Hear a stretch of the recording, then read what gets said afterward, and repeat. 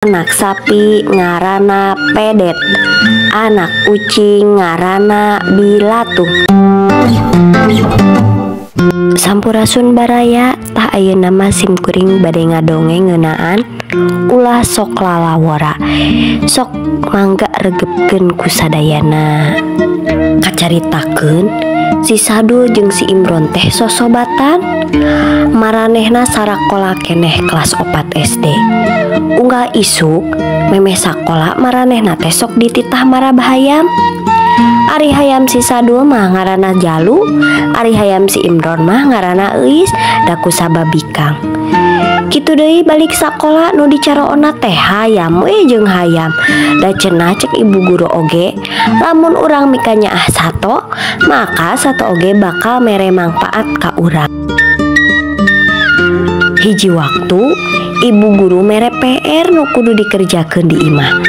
Ari si Imron mah ngerjakeun, si Sadul mah kalah nyooh hayam. Teu salah Imron teh nyamper.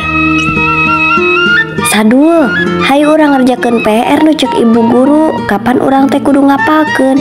Isuk di sakola rek ditanya ku ibu guru ngaran anak sasatoan, cek Imron. Ah nu kitu wae kudu diapalkeun ron. Urang teh giling gusik jeung hayam. Ari hayam sasatoan lain, anger we anak hayam oge disebut anak hayam teu jadi anak jelema, tembah si Sadul. Lain kitu duh, pan ari ngaran guru mah kudu digugu, kudu ditiru salagi aya dina kahadean. Apan ari ilmu mah nu utama duh, urang teh bakal butuh karena ilmu. Sok gerak marabah hayam oge da aya ilmuna, ngabet baekeun kitu hayam lamun di para batu, kapan di para buut we jeung beas. Tah eta teh ilmu Sadul, cek Imron. Ah karep teuing Imron, ek ngamandian si Jalu we kuring mah, tembah Sadul. Si Sadul nepi ka poho kana papatah guru teh. Cek ibu guru oge mun teu apal moal naek kelas ya Sadul. Keun lah ek ngapalkeun sorangan kuring mah. Jigana di sisi wahangan ngeunaheun tuh beh ditu bari niis. Girijig si Imron leumpang ka sisi wahangan, maksudna mah eta ek ngapalkeun ngaran anak sasatoan. Ke nu kahiji anak capati ngaranna Pihik. Anak sapi ngaranna Pedet. Anak kucing ngaranna Bilatung. Geuning Bilatung teh anak kucingnya euy. Paingan nu teu daek cicing sok disebut Bilatung.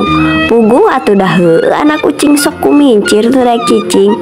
Imron ngomong sorangan. Anak lele ngaranna Nanahaon. Hah? Nabet Nanahaon ieu teh nya? Nanya tawa kumaha? Oh, tawa bebas ngajawabna. Ah, tawa ngaranna Nanahaon. Bet kalah jadi pikir, geus we ah Nanahaon. Anak bangkong ngaranna Burui. Si Imron ngapalkeun nepi ka apalna. Isukna si Sadul jeung si Imron saperti biasa marabah hayam tuluy mangkat ka sakola. Waktu di sakola babaturan teh kereang ngarapalkeun ngaran anak sasatoan. Jongjon si Imron mah da geus apaleun, atuh puguh ngapalkeunna oge bari niis sisi wahangan.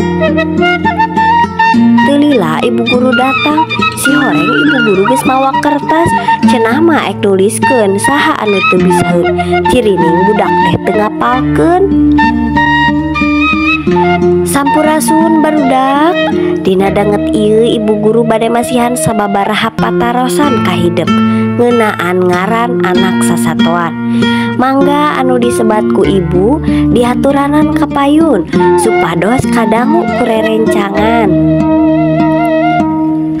Imron geus kasebut dibere jempol ku ibu guru oge kusabab manehna naraong pinter. Ari giliran si Sadul, ibu guru ambek kacida ambekna, atuh puguh teu ambek kumaha. Ditanya anak hayam ngaranna naon Dul? Anak hayam we Bu. Ari anak bagong naon Dul? Anak bagong nya sarua anak bagong Bu. Da bijena oge ti indung bagong, meureun mun bijena ti indung bayawak pa jadi anak bayawak Bu. Teu anta parah deui ibu guru ngacaprak. Yeuh barudak, ari papatah guru teh perhatikeun. Panitahna lakonan. Degekeun barudak, ulah geuleuh kana pepeujeuh, ulah ngewa kana papatah, ngarah hirup teu tunggu dirarud, catang dirempak. Kawas kuda leupas tina gedogan. Kitu barudak, ari kana pagawean mah sing boga rasa tanggung jawab, ulah codog-dog tinggal igel abih teu kaduhung, sabab kaduhung mah tarati heula. Sok barudak, sing jadi eunteng yeuh kalakuan si Sadul teh. Barudak, ari nungtut ilmu teh nyaeta kawajiban, urang kudu soson-soson dina nyupri pangarti.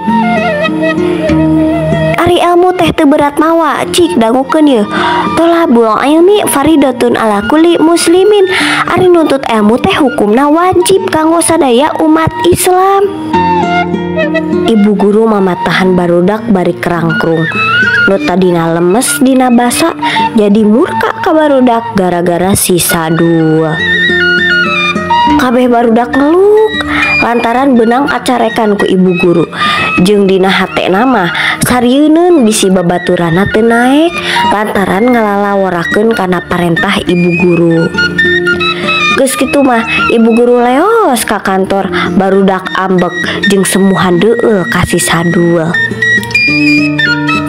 Barang balik sakola si Sadul teu ngomong-ngomong lantaran eta sieun teh hanya ka teu nurutkeun kana omongan si Imron. Si Imron meh heulaan, "Sadul, yeuh inget teu kana pupu ieu, regepkeun geura." "Hayu batur, urang diajar sing suhud, ulah lalawora bisi engke henteu naek. Batur seuri urang sumegruk nalangsa." Dasar kuring masak ieu alusna. Geus dua ayeuna mah urang robah paripolah goreng kanu hade. Sadul nembalan, "Nyamron, kuring rek kagugu kanu hade ayeuna mah." Tah kitu baraya pamugia sing janten panyumanget kanggo urang nyuprih pangarti.